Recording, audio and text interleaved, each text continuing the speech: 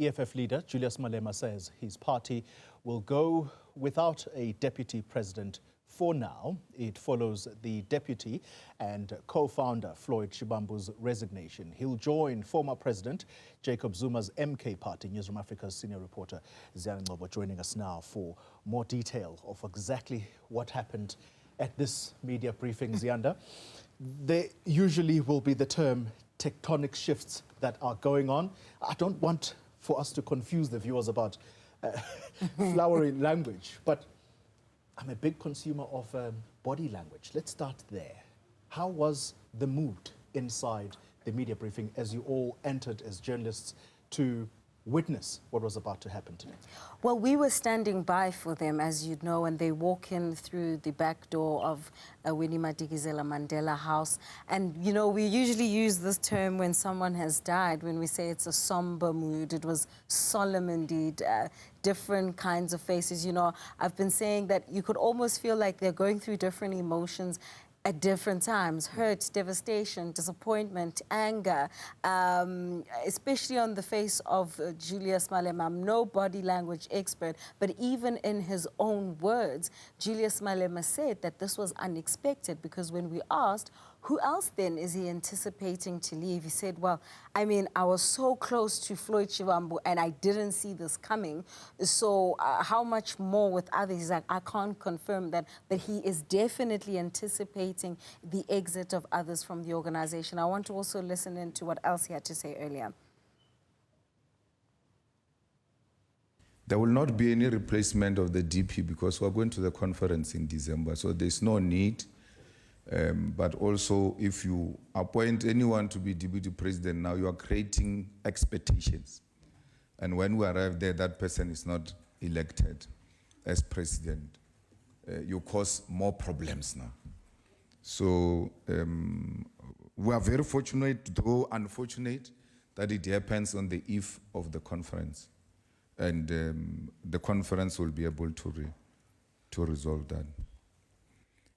I can't give a list of who's going to join MK after Floyd. I didn't know Floyd was going to join MK. So if I didn't know about Floyd, can you imagine about others? Because I'm more close to Floyd.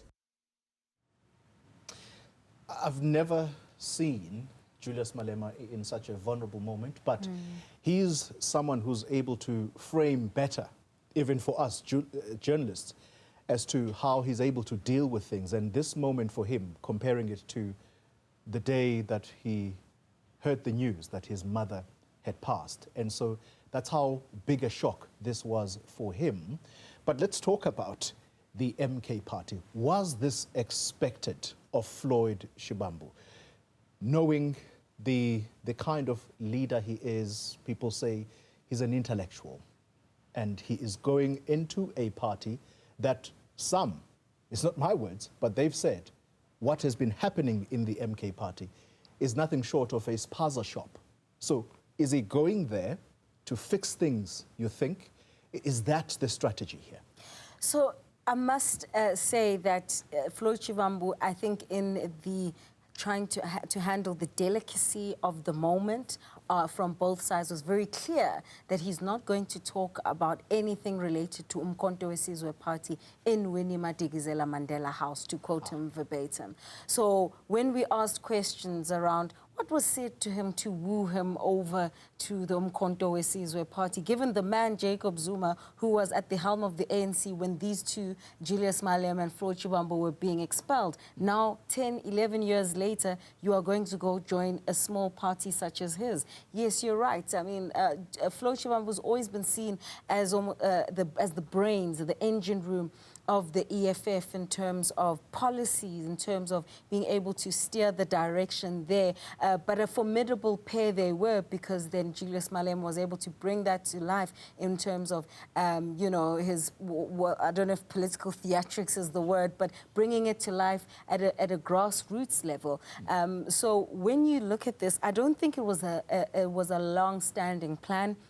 It seems like it's a relatively recent development. Floyd Shivambu was asked, about a meeting that he allegedly held on Monday at Nkandla. He said he hasn't been to Nkandla in the recent past. So when did this decision to leave a party that you founded after being expelled from the ANC, when did you come to that decision and what informed it? But someone, I must say, Xoli, who many would say they weren't as surprised to hear about is that of Mzwanele, who resigned on Monday at 12 noon, and he left and is also joining the Mkhonto weSizwe party.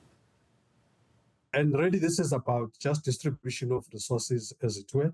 That one thing that if one goes to an organization like the MK, there's a lot more one can do there to complement the bigger picture. So I'm not lost to the progressive left.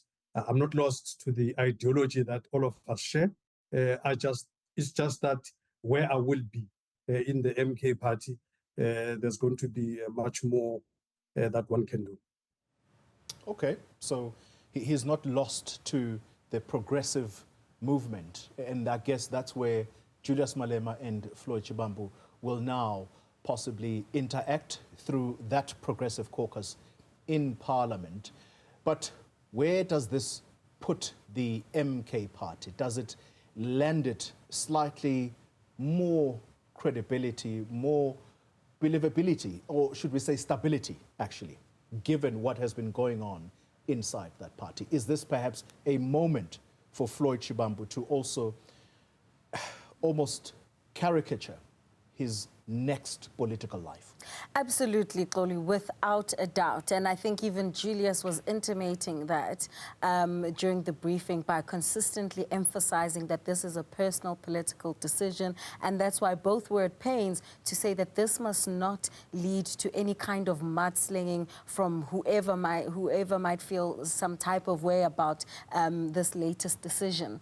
And of course, if you look at what's been happening in the MK party, finally it makes some of the moves, such as removing 18 people from their parliamentary list, suddenly makes more sense now, where it seemed like, the man from Nkandla, as people say, he wakes up, he decides you're on a list, you're not on the list, you're removed, and you're off the list. So now it would seem that there is a bigger plan that's taking shape that many might have been doubting. So in terms of the credibility, absolutely, that perhaps then there is a bigger plan. But I can say from what I've been told by sources that this is also a relatively recent thing, especially for someone like Mzwanele. It wasn't, a long-standing plan in the making, and it brings into question people like Carl Niehaus and Busisiwe Mkhwebane, who were one of the first two, actually, to take to social media this morning to distance themselves from any rumors that they have left the EFF,